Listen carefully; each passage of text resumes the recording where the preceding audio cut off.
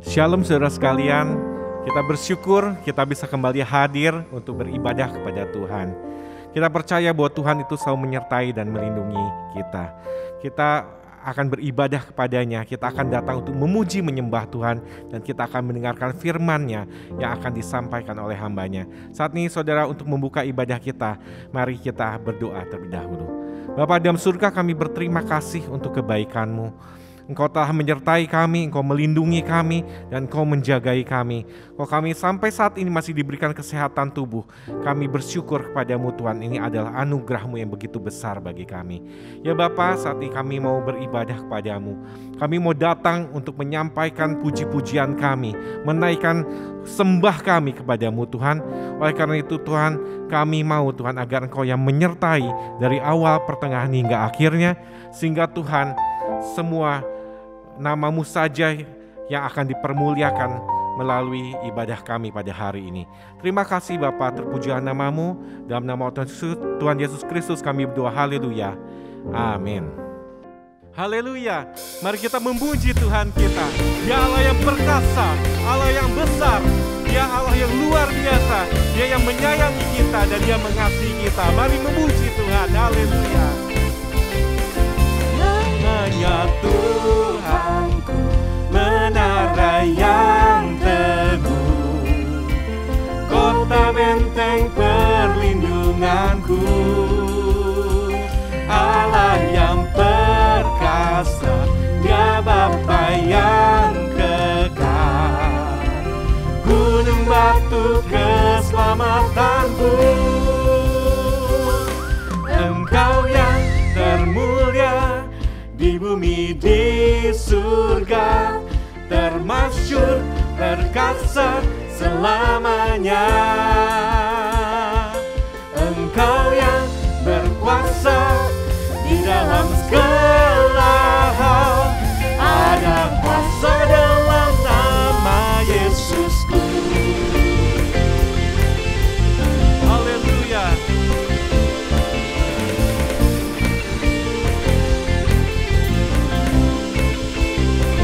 Namanya Tuhanku, menara yang teguh, kota benteng perlindunganku,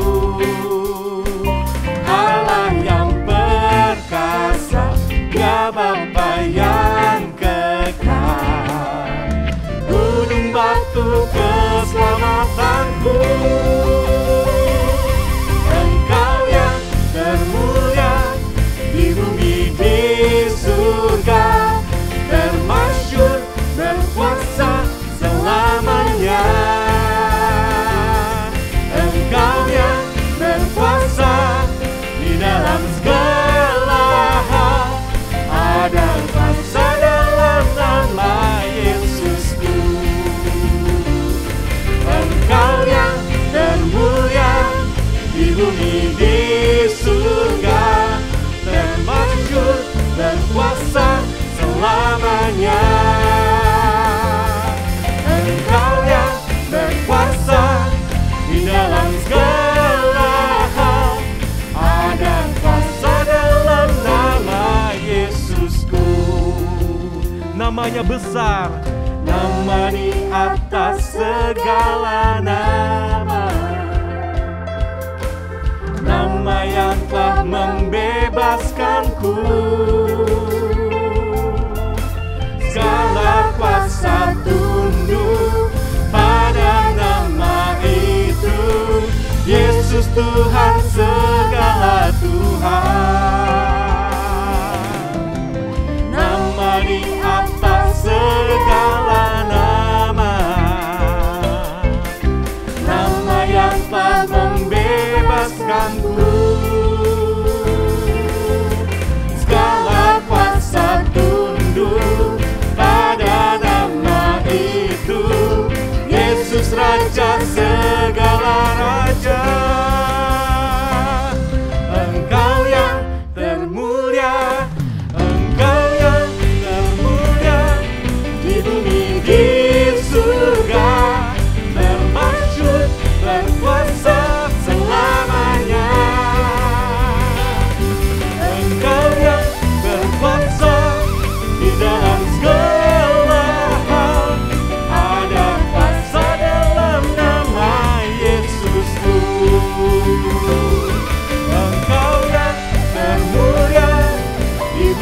di surga, termasyhur berkuasa selamanya. Engkau yang berkuasa di dalam segala hal, ada kuasa dalam nama Yesusku, ada kuasa dalam nama Yesusku. Haleluya.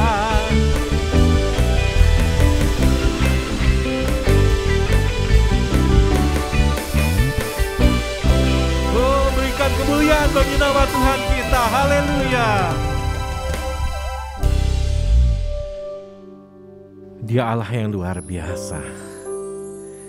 Sungguh hati kami kagum akan Engkau ya Tuhan. Tidak ada kata-kata yang dapat menggambarkan betapa hebatnya Engkau. Kami kagum dan hormat akan Engkau Tuhan. Haleluya. Kau sungguh indah tiada taranya, sungguh menakjubkan, sungguh ajaib untuk dimengerti, lebih dari semua yang ada.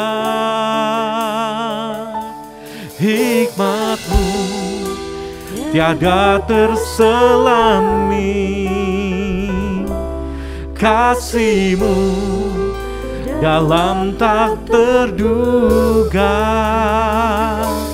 Kau sungguh indah tiada taranya, mulia dan berkuasa. Ku kagum hormat akan Engkau, ku kagum hormat akan Engkau. Kau Allah yang layak dipuji, ku kagum akan Engkau.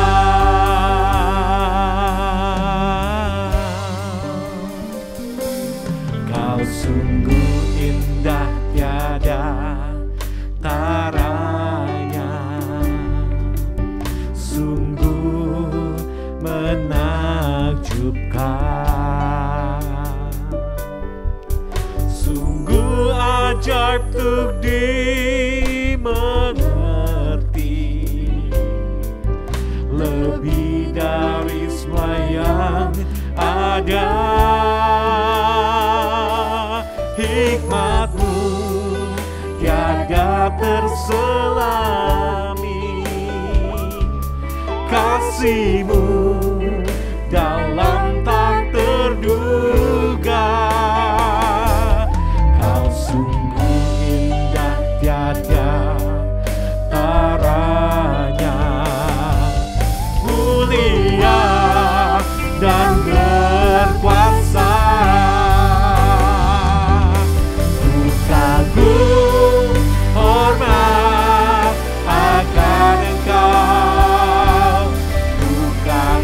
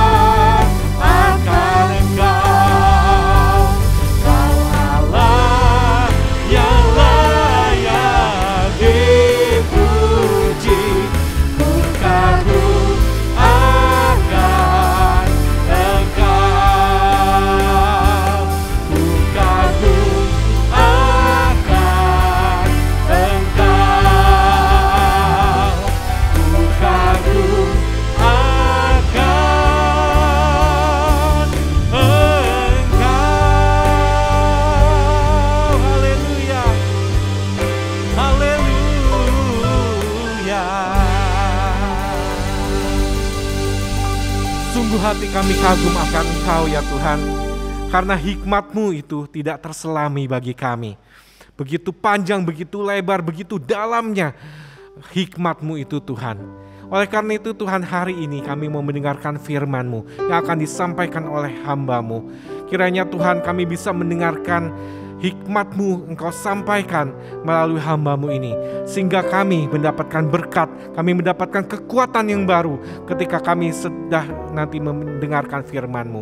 Terima kasih Bapa, berkati hamba-Mu, urapi hamba-Mu, sehingga dia dapat menyampaikan semua kebenaran firman-Mu. Terima kasih Bapa, di dalam nama Tuhan Yesus Kristus kami berdoa, haleluya, amin. Besem haab we haben we ruah hakodes Elohe Ehad. Dalam nama Bapa, Putra dan Roh Kudus Tuhan yang Esa. Bapa di sorga, kami memuji dan mengucap syukur kepadamu atas segala kasih, karunia, anugerah, limpah rahmat dan berkat-Mu, atas segala perkenanan Tuhan di dalam kehidupan kami, pemeliharaan-Mu, penyertaan-Mu, kasih setia-Mu yang senantiasa mengiringi kehidupan kami. Untuk itu kami mau menaikkan ucapan syukur kami yang tak terhingga kepadamu, seraya senantiasa menyerahkan diri kami di hadapan Engkau. Sebab di dalam Engkau kami akan terpelihara dengan sempurna. Karena Engkau adalah pemelihara yang kekal. Saat ini kami ingin mendengarkan sabda-Mu. Berkata-katalah kepada kami. Berikanlah kami hikmat, marifat dan berkat sorgawi. Urapilah kami semua, baik yang menyampaikan firman maupun yang mendengar, oleh Roh-Mu yang kudus, sehingga firman-Mu itu dimeteraikan dalam kehidupan kami.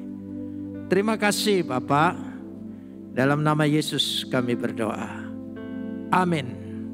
Silakan duduk.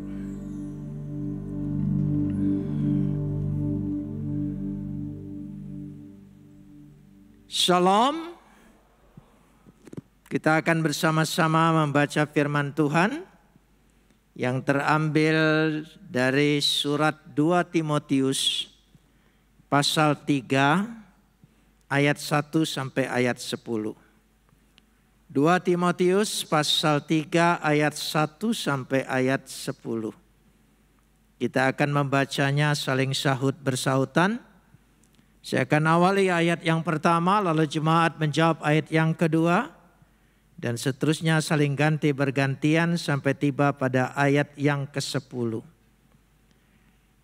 Ketahuilah bahwa pada hari-hari terakhir akan datang masa yang sukar. Ayat 2.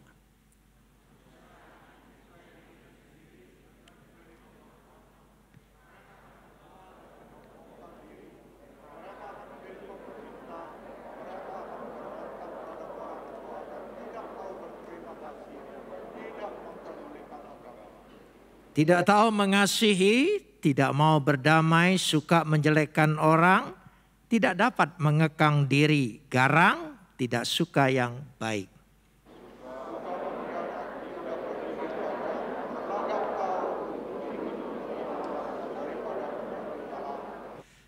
Secara lahiriah mereka menjalankan ibadah mereka, tetapi pada hakikatnya mereka memungkiri kekuatannya. Jauhilah mereka itu.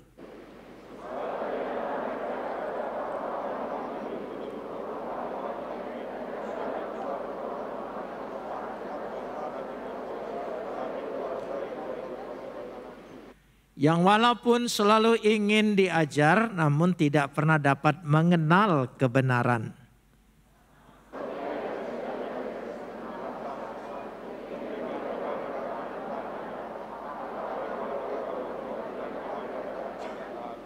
Tetapi sudah pasti mereka tidak akan lebih maju. Karena seperti dalam hal Yanes dan Yambres, kebodohan mereka pun akan nyata bagi semua orang. Ayat 10.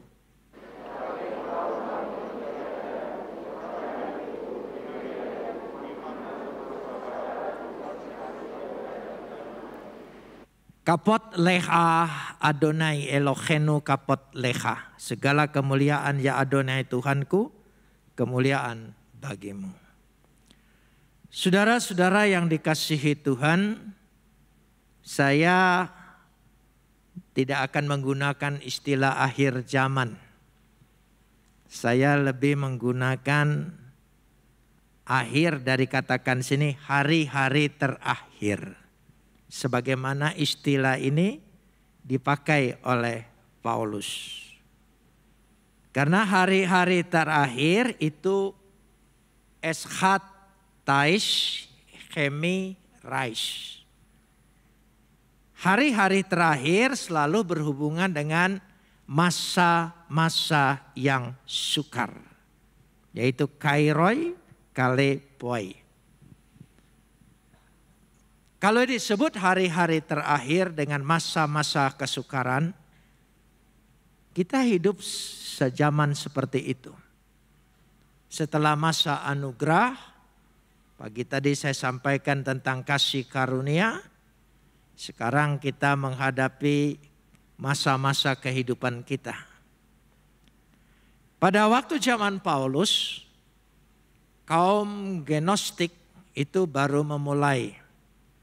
Karena kaum Gnostik itu dari awal sampai sekarang berkembang terus.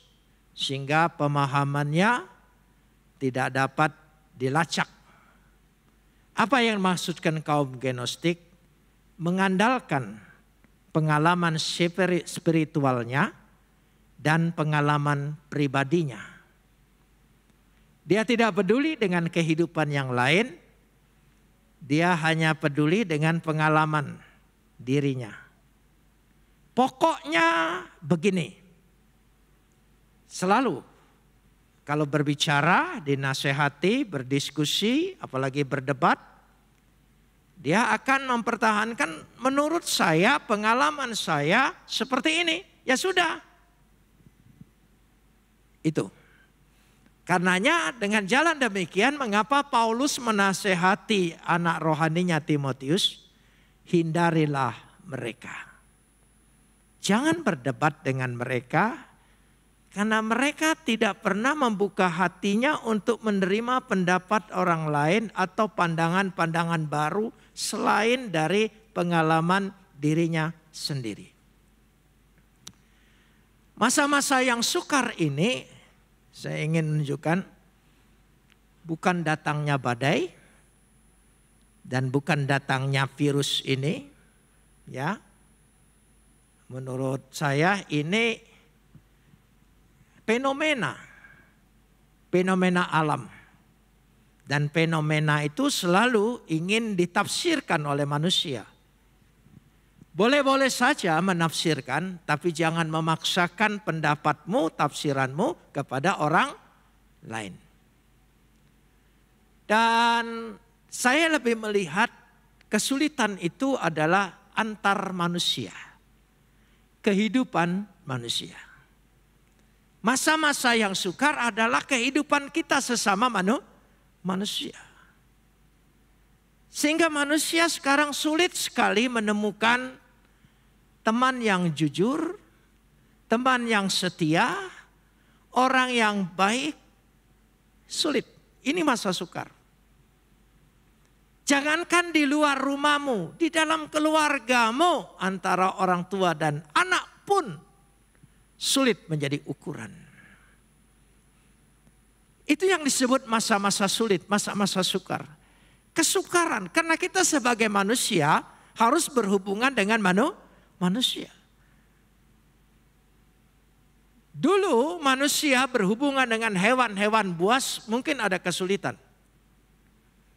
Tapi dengan makin modern sekarang ini tidak terlalu sulit. Berhubungan dan mengatur, bergaul dengan hewan-hewan buas. Tidak terlalu sulit. Semua bisa diatur dengan baik. Bahkan diajar dengan baik. Saya percaya ibu bapak di rumah punya binatang piaraan. Tidak sulit kan berhubungan dengan mereka. Tapi akan sulit sekali engkau berhubungan kalau yang namanya manusia dengan manusia. Itu masa yang sukar. Karena kita memerlukan.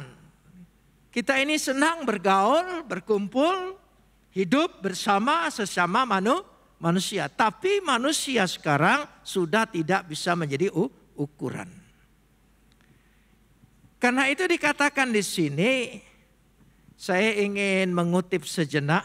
Kita lihat dalam 2 Timotius pasal 2. 2 Timotius pasal 2 ayat yang ke-14 dulu. 2 Timotius pasal 2 ayat yang ke-14. Ingatlah dan pesankanlah itu dengan sungguh-sungguh kepada mereka di hadapan Tuhan. Agar jangan mereka bersilat kata. Bersilat kata. Saudara tahu main silat? Tapi silat ini silat kata.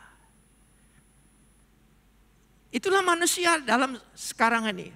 Pembicaraan manusia, perkataan manusia, percakapan manusia, hubungan manusia dengan manusia. Perkataannya, pembicaraannya tidak bisa lagi menjadi pegangan dan ukuran. Hari ini dia bicara begini, besok dia bicara lain. Tidak merasa salah. Saya selalu kasih istilah watados, wajah tanpa dosa. Selalu saja. Ini yang dimaksudkan. Karena itu Paulus menasihatkan kepada Timotius ayat yang ke-16. Tetapi hindarilah omongan yang kosong dan tidak suci. Bahkan akan menambah kefasikan kalau percakapan seperti itu. Kalau saudara lanjutkan perdebatan orang yang bersilat kata, ya, tidak akan ada hasilnya, engkau menjadi baik, malahan akan membangkitkan emosimu. Karena itulah yang ingin disampaikan oleh Paulus. Lalu kita masuk sekarang ini pada ayat yang kedua bacaan kita tadi. Manusia, dikatakan sini, akan mencintai dirinya sendiri dan menjadi hamba uang. Ayat 2 ini sebetulnya diawali dengan kata-kata dalam bahasa Yunaninya esontaigar. Esontaigar. Sebab akan terjadi. Jadi akan terjadi. Itu awal dari kalimat ini. Akan terjadi manusia mencintai dirinya sendiri. Bagaimana manusia mencintai dirinya sendiri? Baik. Tetapi yang menjadi ukurannya adalah egonya, pribadinya. Banyak orang menikah, saudara pikir itu saling mencintai, belum tentu. Dia menikah, dia mencintai diri sendiri karena dia ingin menguasai Anda. Anda ingin jadi miliknya, Anda tidak boleh menjadi milik orang lain, maka Anda dinikahi. Tapi sesungguhnya dia tidak mencintai dirimu, tapi mencintai dirinya sendiri. Nanti akan muncul sifat-sifatnya. Egois, ingin menang sendiri, tidak pernah mengukur perasaan orang lain.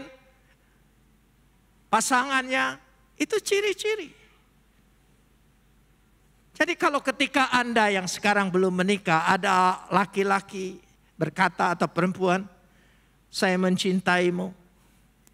Periksa dulu, jangan-jangan engkau mencintai dirimu, tapi ingin memiliki diriku, ingin menguasai diriku, ingin membuat aku takluk kepadamu, itu ciri khas mencintai diri sendiri. Inilah yang akan terjadi di dalam hubungan manusia. Ya, disebut pilautoi, mencintai dirinya. Lalu yang kedua dikatakan filarguroi, mencintai uang. Bukan uang tidak perlu, uang perlu. Tapi uang tidak bisa jadi ukuran dalam hubungan manusia dengan manusia. Tapi sekarang ini manusia dengan manusia, ukurannya itu adalah uang. Artinya keuntungan. Kira-kira kalau saya bergaul dengan engkau, berteman dengan engkau, menguntungkan aku atau tidak? Ini yang menjadi ukuran. Karena itu disebut masa yang sukar, masa yang sulit. Ketika kita berhadapan dengan manusia, tidak lagi memandang kita sebagai manusia, tapi memandang apa yang kita miliki, apa yang kita punyai. Selagi engkau memberi aku, engkau kuhargai. Tapi sewaktu waktu engkau tidak lagi memberi kepadaku, maka kita ditinggalkan. Inilah manusia-manusianya. Alazones adalah pembual. Membesar-besarkan diri pembual itu. Merasa diri hebat, merasa diri super. Sehingga tidak menghargai orang lain. Pembual akan melahirkan dikatakan huperefanoi, sombong, angkuh. Blasfemoi, kasar, pemfitnah. Suka bicara yang jahat. Coba kalau kita bicara tentang kebaikan orang, kita bosan. Tapi kita ketika mendengar kejahatan orang lain, tanpa kita periksa, kita sudah merespon dengan baik. Melike. Sarananya sekarang ini lewat sosmed.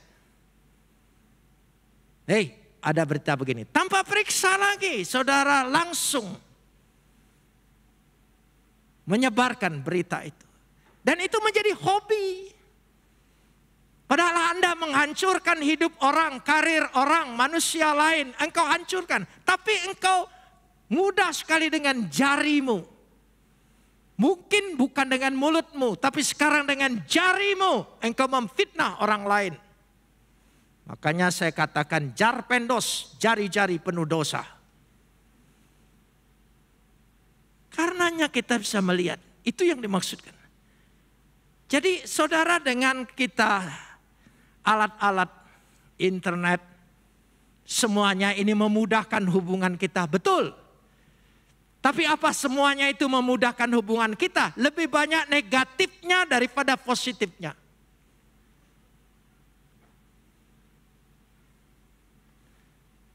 Saudara punya keluhan. Zaman sebelum ada sosmed, keluhan itu kadang-kadang hanya dimakan sendiri atau bicara dengan orang yang terbatas. Tapi sekarang ini tidak malu-malunya, ibu-ibu punya keluhan terhadap suaminya, langsung pasang status. Dan temannya melike, dia senang sekali. Seolah-olah direspon. Bukan, like dari temanmu karena masalahmu, itu artinya syukur. Bukan dia senang. Di sini letaknya. Itulah yang disebut masa-masa yang sukar. Tidak taat pada orang tua. Anak-anak tidak lagi memiliki hubungan yang baik dengan orang tua. Karena orang tuanya sendiri kasih contoh. Orang tuanya lebih peduli untuk menjawab apa yang ada di HP-nya. Ketika anaknya meminta sesuatu, dia berani berkata nanti. Dia dulu ini yang penting. Dan anaknya juga nanti akan bicara seperti itu. Nanti, ininya yang penting. Saya tidak anti alat-alat modern. Tapi itu yang masa-masa akhir ini akan menjerumuskan kehidupan orang. Anda duduk berdua di ruang tamu. Istri pegang HP sendiri, suami pegang HP sendiri. Berhubungan dengan orang yang jauh. Bercakap, senyum, tertawa sendiri. Tapi antara hubungan kita berdua sunyi sepi. Terakhir ngantuk masuk kamar tidur. Dan ini masa yang sukar. Kalau Anda terlibat seperti itu, apakah penyakit-penyakit seperti ini kita akan buang dalam hidup kita? Kita perbaiki kembali.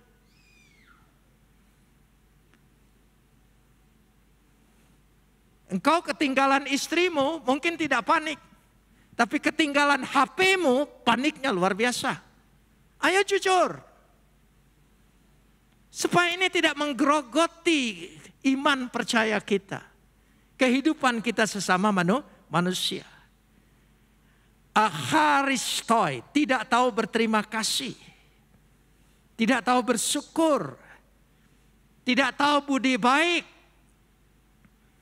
Kalau ada kebaikan orang yang kita terima, kita anggap itu kewajiban orang itu. Dan begitu dia tidak baik lagi dengan kita, ya, kita langsung lupa. Dan ingat yang jelek-jeleknya. Tidak tahu berterima kasih. Orang sekarang ini lebih banyak tidak tahu balas budi. Tidak tahu budi baik orang. Banyak seperti itu. Ya kalau engkau baik, ya itu kewajibanmu. Kalau engkau tertipu, engkau salah sendiri. Tidak ada rasa budi. Zaman dulu masih ada istilah. Saya lupa istilahnya. Ada budi, ada ubi, ada talas. Ada budi, ada balas. Sekarang tidak lagi. Sehingga ada orang berkata, sulit berbuat baik dengan orang, sulit menolong orang. Ini masa yang sulit. So manusia semuanya mementingkan dirinya sendiri. Anosioi. Tidak suka yang baik. Sukanya permainan yang kotor. Cara-cara yang kotor. Kadang-kadang cara-cara yang kotor ini tidak sedikit. Antar gereja pun melakukan segala sesuatu bukan dengan kebaikan, hubungan kasih, berdamai. Tidak. Menindas orang lain dengan cara-cara yang kotor. Pada ayat yang ketiga disebut astorgoi. Tidak mengasihi. Artinya apa? Empati orang menjadi hilang. Tidak ada lagi empati satu dengan yang lain. Kasihan. Anda lebih berempati dengan drakor daripada dengan tetangga yang susah.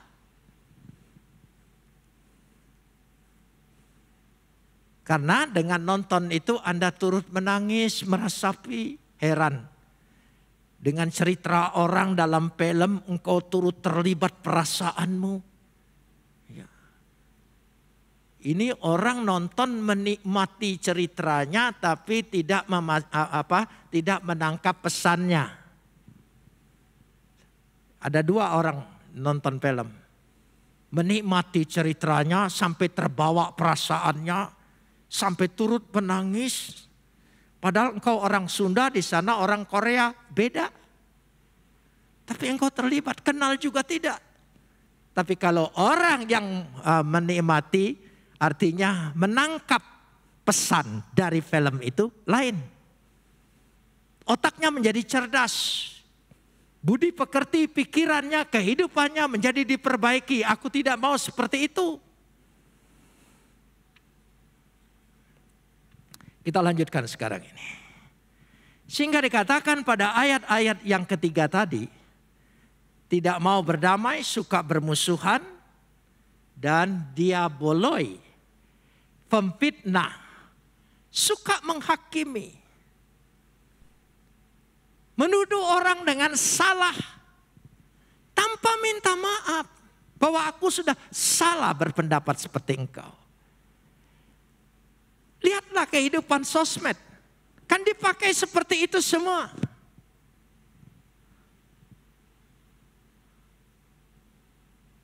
Saya bukan membela Pak Jokowi.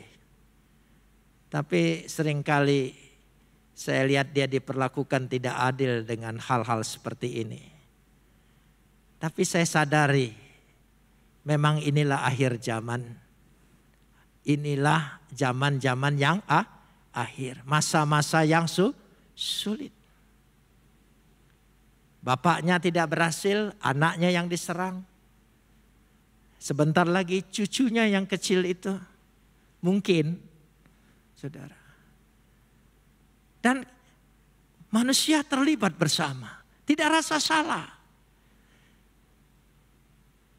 Dan tidak kita periksa dulu apa betul seperti itu atau tidak.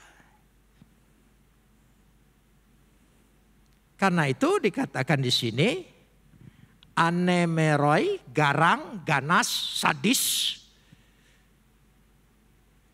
Lihat sesuatu yang mengerikan itu sadis, senang. Ya.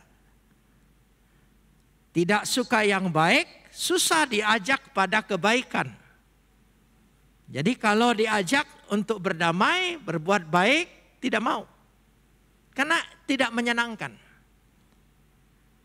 Kalau berbicara tentang yang buruk tentang orang lain, perasaan kita, semangat kita menjadi naik.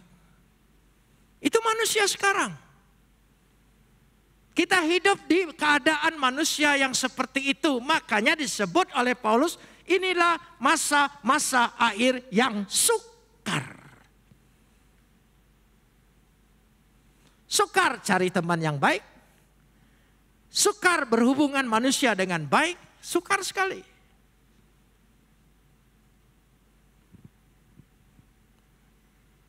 Saya suka melihat film-film Jepang yang bagian makanan. Ya, bagian makanan. Apalagi jalan-jalan tentang makanan. Jadi channel yang saya favoritin adalah Waku Waku. Saya suka sekali karena lihat makanan. Dan kadang-kadang dalam perjalanan mereka ketemu mie atau makanan apa saja. Itu yang jual itu kadang-kadang generasi ketiga. Restoran ini sudah 100 tahun. Restoran ini minimal 20 tahun. Luar biasa.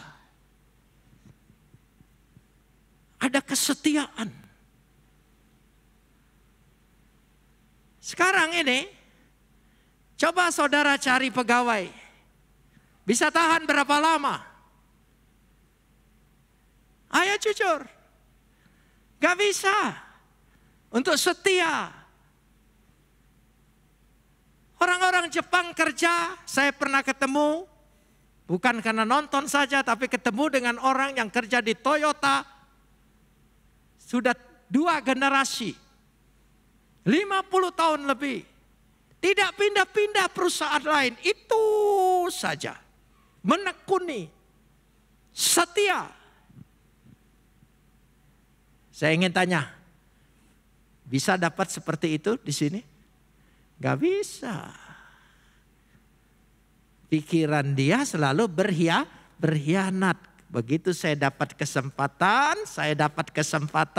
saya hianati kamu, saya tinggalkan kamu, saya rugikan kamu. Itu masanya. Itulah yang dimaksud dengan aphilagatoi. Tidak suka yang baik. Ayat yang keempat.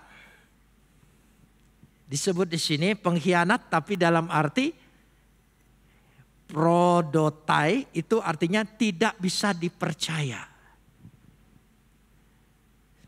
Siapa yang saudara bisa percaya? Coba ayo. Padahal kita perlu punya pegawai, usaha, punya teman, punya ini. Kita perlu kan? Itu keperluan manusia. Tapi siapa yang bisa kita percayai? Pasti saudara was-was terus. Siapa yang bisa dipercayai?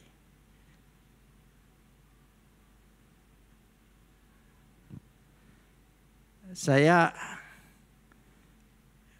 coba saudara, jujur itu perlu tidak? Saudara memerlukan tidak teman jujur? Orang jujur? Suami jujur? Yang pegang keuangan di usahamu yang jujur. Perlu kan? Tapi apa kita sendiri juga jujur? Itu masalahnya. Apa kita sendiri jujur? Penjahat sekalipun, mafia sekalipun perlu bendahara yang jujur. Kan lucu. Dia sendiri tidak jujur tapi perlu orang yang jujur. Ini ironi namanya. Sebuah kehidupan yang sangat tidak harmonis. Sebuah kehidupan yang tidak nyambung dan tidak selaras. Inilah masa-masa itu. Masa gegabah, sembrono, tidak berpikir panjang, sombong, bodoh. Sudah bodoh, sombong dengan kebodohannya. Coba, banyak kan? Saudara, lihat tulisan-tulisan di sosial media. Udah tahu dia bodoh. Tapi sombongnya dengan kebodohannya luar biasa. Bukan masyarakat kecil, politikus, pemimpin-pemimpin. Udah tahu salah, sudah tahu dia bodoh. Tapi dengan kebodohannya senang sekali. Inilah yang disebut, dikatakan di sini, yaitu sudah lebih menyukakan hawa nafsunya. Pikiran-pikiran seperti ini. Mereka dikatakan seperti lahiriah menjalankan ibadah. Pada hakikatnya mereka memungkiri kekuatan daripada ibadah itu. Saudara, saya ingin memberikan sebuah pengalaman kesaksian. Kalau soal menjalankan ibadah,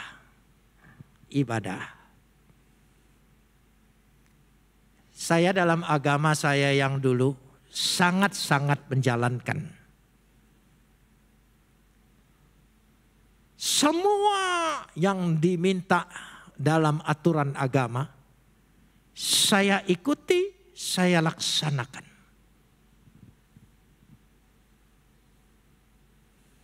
Dan setelah saya beribadah dan aturannya dalam ibadah saya, agama yang dulu, itu harus betul-betul rinci sekecil-kecilnya. Jempol ini kalau duduk dalam ibadah salah letaknya, itu ibadahnya tidak sah. Jari tangan ini kalau tidak ditempatkan di tempatnya, genggaman ini kalau tidak pada tempatnya salah, tidak sah ibadahnya. Saya ikuti. Saya ingin perfect. Apa yang ditulis, apa yang diaturkan, saya buat. Saya lakukan. Tapi heran. Di hati saya sangat-sangat penuh kebencian. Benci terhadap orang yang tidak ibadah seperti saya. Tidak mengikuti seperti saya. Tidak teratur seperti saya. Saya marah dan benci. Saya mencaci mereka. Heran. Menjalankan ibadah tapi tidak punya kekuatannya untuk memperbaiki diri kita sendiri. Ibadah itu ada kekuatannya. Jika engkau beribadah, ada kekuatannya dalam dirimu, engkau menjadi baik, menjadi lebih baik, menjadi lebih tenang, menjadi lebih sabar, dan lebih mengasihi. Engkau cinta Tuhan, amin. Itu kekuatannya.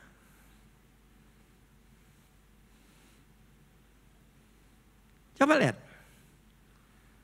Menjadi garang. Saya mulai gelisah di situ. Apa ini yang saya cari? Apa ini yang saya anggap saya ini orang yang beragama dan beribadah? Kenapa hati saya penuh kebencian? Mengapa saya tidak sejahtera, tidak damai? Ada enggak orang Kristen sambil menyerang orang dan membunuh orang berkata haleluya dalam nama Yesus? Bisa enggak? Begitu saudara mendengar dalam nama Yesus, marahmu berhenti, jengkelmu berhenti, tindakanmu berhenti. Itu kekuatan ibadah kita.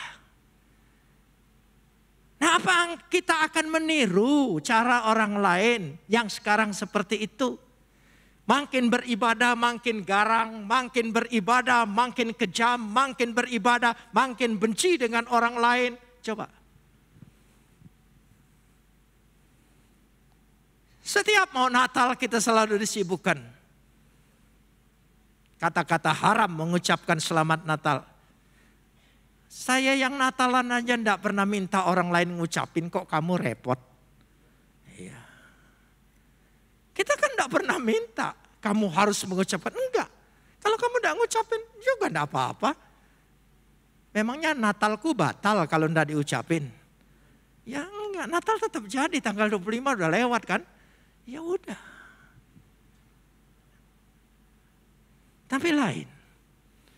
Ini akhir zaman. Ini zaman-zaman sulit. Masa-masa akhir yang penuh kesulitan. Jadi jangan aneh kita melihat. Ini Natal sudah lewat. Sebentar lagi. Haram Imlek. Ya, ampaunya enggak. Ya. Saya Natal, Imlek, yang saya kasihan itu babi. Babi stres. Baru selesai Natal sekarang mau Imlek lagi. Terancamlah kehidupanku ini. Ya. Artinya begini. Setiap ibadah kita itu punya dampak kekuatan di dalam diri kita. Sebelum saudara datang beribadah, emosimu tinggi, selesai ibadah, emosimu setidak-tidaknya kuranglah.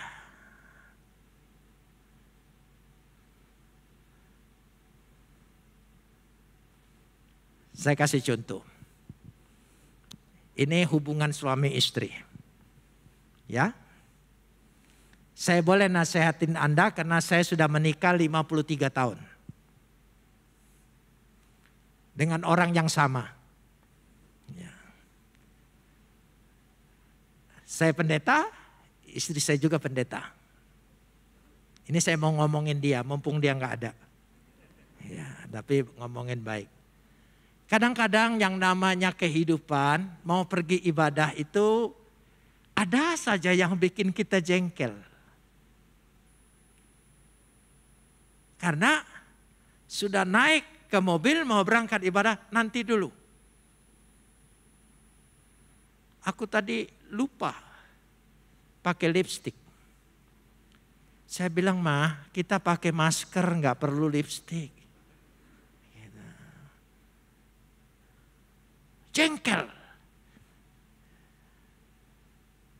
Terus saya bilang, "Saya ini mau khotbah. Tolonglah, jangan bikin saya jengkel." Istri saya pinter, dia pegang dada saya dalam nama Yesus. Ya udah, berdamai. Namanya ibadah punya dampak, punya kekuatan. Makin orang itu kenal Tuhan, makin tidak benci, makin tidak ada kebencian dia. Tapi dulu saya beda, makin cinta Tuhan, makin benci dengan orang lain. Saya tidak ngerti roh apa itu. Itulah yang dikatakan kekuatannya, dunamin autes. Kata dunamin autes itu seringkali engkau pungkiri kekuatannya. Hendaknya kita sekarang ini kalau kita pergi beribadah, setiap minggu perubahannya makin lama makin baik, makin banyak. Amin. Jadi makin baik. Karenanya dikatakan di situ pada ayat yang ke-6 adalah mereka yang menyelundup. Yang dikatakan yang menyelundup itu begini. Ini penyakit gereja, penyakit jemaat. Saya ingin punya pikiran seperti ini. Kita namanya manusia dengan manusia, tidak selamanya kita senang. Baik dengan pemimpin rohani kita, gembala sidang, baik dengan majelis, mungkin kita ada tidak suka. Dan saudara, karena saking tidak sukanya, keluar dari gereja itu. Saya tidak mempersalahkan. Karena itu urusan hubungan pribadi. Bisa saja orang suka atau tidak suka. Dia tidak suka. Dia keluar. Herannya dia bawa orang dalam gereja itu supaya sama-sama tidak suka dengan orang itu. Menyeret-nyeret mereka, bawa mereka. Dia mau keluar sendiri. Kan dulu juga masuknya sendirian, kenapa keluar mau bawa orang? Loh, ini maksudnya. Jadi itu yang dikatakan di sini, dia ingin diajar tapi tidak pernah belajar. Pelajaran yang dia terima, khotbah yang dia terima tidak membekas dalam dirinya.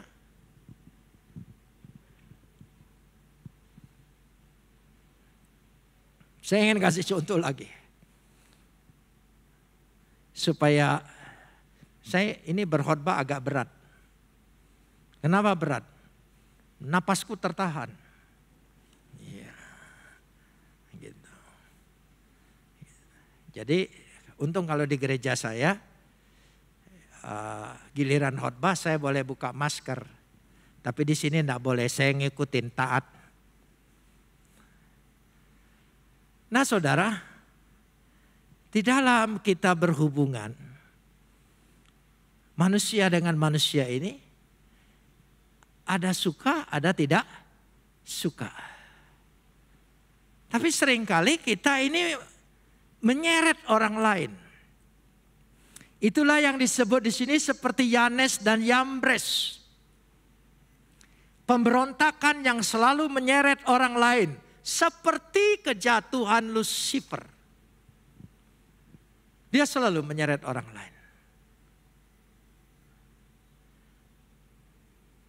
Kalau saya melihat dalam kehidupan kita ini dengan masa-masa yang sulit seperti ini. Mari kita makin hari makin melihat. Apakah ibadahku ini membawa dampak dalam kehidupan pribadi rohaniku? Kalau ibadah kita tidak mempunyai dampak dalam kehidupan pribadi kita, ibadahmu sia-sia. Dampak itu proses, bisa. Tidak semua orang total berubah, tidak. Waktu saya menjadi Kristen, ada ayat yang saya tidak sukai. Semua, tapi ada satu ayat yang saya sulit terima. Tampar pipi kiri, beri pipi kanan. Saya pikir ini enggak masuk akal, enggak rasional. Karena saya datang dari dulu sebelum ditampar orang sudah nampar duluan gitu. Sekarang tampar pipi kiri, beri pipi kanan. Ini pasti terjemahannya salah. Karena itu mendorong saya untuk belajar bahasa aslinya. Setelah belajar memang seperti itu. Tapi saya tidak puas. Saya tanya dengan pendeta saya yang membaptiskan saya. Ya. Saya bilang, karena pendeta saya orang Tionghoa, saya bilang ayat ini kurang cengli. Tampar pipi kiri, beri pipi kanan. Terus kamu maunya gimana? Tampar pipi kiri, balas tangan kanan. Kan bagus itu. Oh begitu. Lalu pendeta saya jawab begini. Kalau tampar pipi kiri, balas tangan kanan, Yesus tidak perlu mati buatmu. Cukup guru silat ngajarin engkau. Oh iya juga saya pikir ya. Ya, bagus juga. Karena pendeta saya ini ya di kota Palembang, dia orang berasal dari tebing tinggi di Sumatera Utara. Jadi ngomongnya belak-belak, kasar-kasaran gitu. Kalau ikut Yesus, kamu tidak mungkin mengampuni, tapi ikut dia. Belajar tentang dirinya, apa yang dia buat kamu. Oh iya juga terus lama. Itu mengubah karakter kita, mengubah pribadi kita, mengubah sifat-sifat kita, mengubah. Sehingga dengan perubahan seperti itu terus. Adakah Yesus yang engkau percayai telah mengubah hidupmu? Kalau engkau tetap sama, tidak ada perubahannya, jangan-jangan bukan Yesus yang engkau terima. Agama Kristen yang engkau terima. Yesus tidak membawa agama. Yesus membawa keselamatan. Yesus mengubah orang. Dari kehidupan mengubah orang inilah kita ingin berubah. Karena itu sebagaimana yang diminta tema dari sini adalah penyakit-penyakit rohani. Tapi saya tidak menggunakan istilah penyakit. Sifat-sifat manusia di akhir zaman. Sifat-sifat hubungan manusia antar manusia di akhir-akhir ini. Akan mengalami gejolak erosi yang luar biasa. Sehingga manusia tidak bisa utuh lagi berhubungan dengan manusia. Tetapi kita tidak boleh mengikuti arus itu. Kita tetap harus sebagai manusia yang diselamatkan dan diberkati oleh Tuhan. Amin. Mari kita berdoa. Bapa di sorga, kami memuji dan mengucap syukur kepadamu. Karena kami memiliki Roh Kudus yang selalu mengingatkan kami, menginsafkan kami, menyadarkan kami, membawa dan menuntun kami dalam kebenaran. Kami sangat percaya kuasa Roh-Mu yang kudus itulah yang mengubah kehidupan kami. Kalau pribadi Yesus sudah menebus kami, mengampuni kami, membuat kami menjadi berharga, membebaskan kami, dan Roh Kudus yang memeteraikan di dalam hati, pikiran, jiwa kami. Sehingga dengan Yesus dan Roh-Mu yang kudus itu, hidup kami, kehidupan kami, kami tidak terbawa arus dengan kehidupan dunia ini. Kami akan menggunakan sosial media kami, akan menggunakan semua teknologi yang baik buat kebaikan manusia, buat menyebar kebaikan manusia, tidak lagi menyebar keburukan manusia, tidak menghakimi orang lain, tidak menuduh orang lain, tidak gampang percaya dengan hal-hal yang tidak pasti. Biarlah kami juga peroleh hikmat dan bijak untuk menggunakan alat-alat modern termasuk sosial media saat-saat ini. Terima kasih Bapak. Berkati kami semua, peliharakan kami semua, ampuni kami semua. Dalam nama Yesus yang percaya katakan, amin.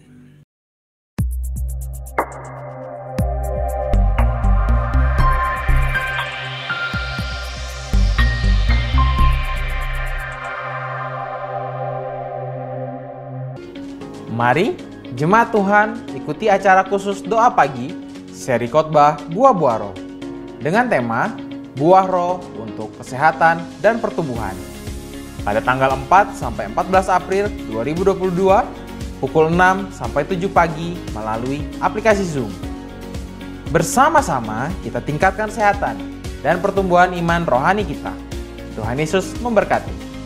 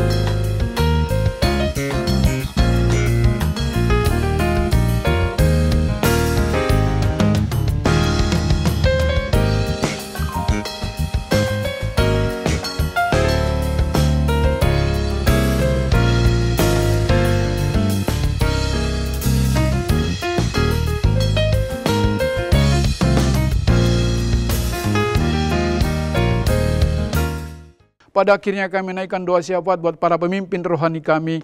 Kami terus menyerahkan Om Julius, Tante Julia, Tuhan memberkati, beri kesehatan, kekuatan. Pak Rubin, Adi, Bu Lena, dan keluarga besar, juga Pak Suito dan Bu Eti, dan seluruh sidang jemaat-Mu, para pengurus pelayan Tuhan diberkati. Terima kasih Bapa, ini doa dan pengharapan kami, dalam nama Yesus kami berdoa. Ibu Bapa, sidang jemaat, mari angkat kedua tangan-Mu, siapkan hati dan terimalah berkat dari Tuhan. Tuhan memberkati rumah tanggamu, Tuhan memberkati pekerjaanmu, Tuhan memberkati kesehatanmu, Tuhan memberkati keuanganmu, dan Tuhan memberkati pertumbuhan rohanimu. Sekarang, terimalah berkat daripada Allah Bapa, cinta kasih dalam Tuhan Yesus Kristus, dan melalui persekutuan yang indah dalam kuat kuasa Roh Kudus, tinggal tetap menyertai kita mulai hari ini sampai Maranatha, Yesus Kristus datang pada kali yang kedua. Yang percaya dan sudah diberkati Tuhan, mari katakan bersama, amin. Shalom, Tuhan memberkati kita. Oh God, I worship you. Oh God, I worship you. Be glorified and magnified. Oh God, I worship you. Selamat memulai minggu yang baru. Tuhan Yesus Kristus memberkati kita semua.